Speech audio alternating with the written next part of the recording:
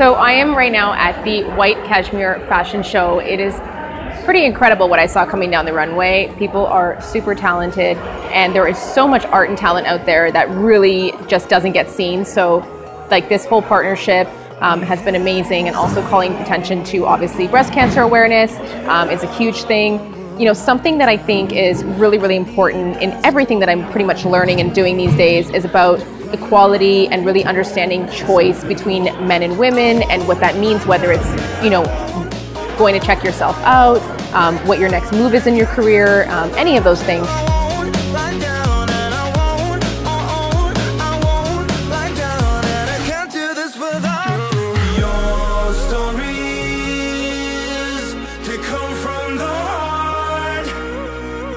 You know, something that I found that was really impressive was a doctor in India who actually invented a male contraceptive injection. Apparently, with obviously population being an issue, but also just women kind of always bearing the burden of a lot of things, it was interesting to have, you know, men now also have the option or choice of doing something super simple, required no surgery, and was just really effective so far. So it's really interesting to see where that goes on a scientific level, and globally, if that gets pushed out, would be really incredible in changing people's lives. So just something that really caught my eye, and I'm just so happy to be a part of things that mean something and that really call attention to important issues, and that just help support both men and women in this world and helping us get through this thing we call life.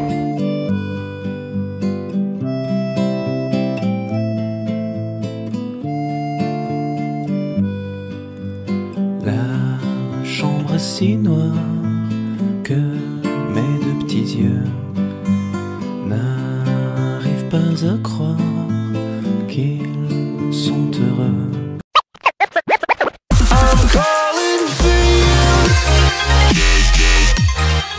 Breast cancer has become a huge thing that has impacted so many lives, and you know, this is one way to draw attention to something using a company like Estee Lauder that has so much presence in the market and really has been so close to just women and women issues in general.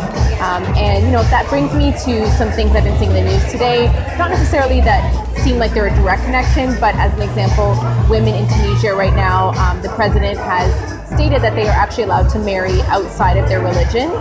This is a huge thing towards gender equality for women and making huge changes. And I feel like anything that has to do with really changing people's lives and drawing attention to it is so important. I'm at events like this all the time, and there are some really amazing things that happen when I'm here. And you know, it's just something that I wish I could share more of with people, and it's what I try to do on a day-to-day basis.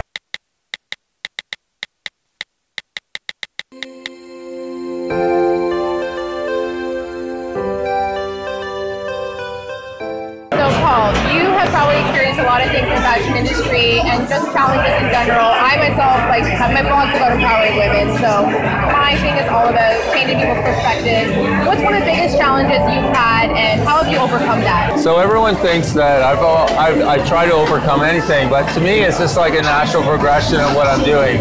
I mean, I'm not really trying to overcome, I'm just being who I am, and that's, I mean, you know, a good thing really never ends, so it's just like, I'm good at what I do, and that's what it is. I'm not, I mean, everyone talks about ageism and, you know, you're trying to overcome something. I'm really just doing a natural progression of what I am. Ladies and gentlemen, party people in the place to be, all you listeners, don't you know the time has come for you and me to understand the upcoming switch? So let us all wish that Dr. Hair will start a new era.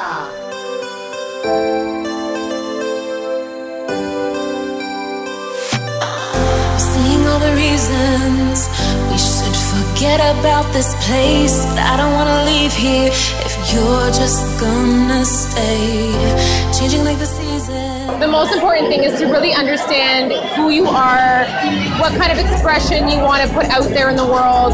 And, you know, I've had a lot of challenges throughout my life, but, you know, I don't always see them that way.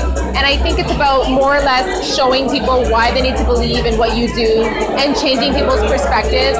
So as an example, like when I was in school, one of my girlfriends actually did something was street art that was kind of, I guess, deemed as out of the box or not acceptable. She got in trouble for it. I supported her, and I think it's so interesting that today I'm seeing articles where kids are actually going out on the street. They're imprinting stuff on like sewers and other things to kind of show some expression about the streets and talk about, you know, being organic and authentic and really just appreciating things that we often overlook every day. And I think that's really what this world is about, is you really just have to change your perspective, be open-minded, and always understand that things are not going to be the way you always see them, and it's just a matter of understanding it from someone else's perspective.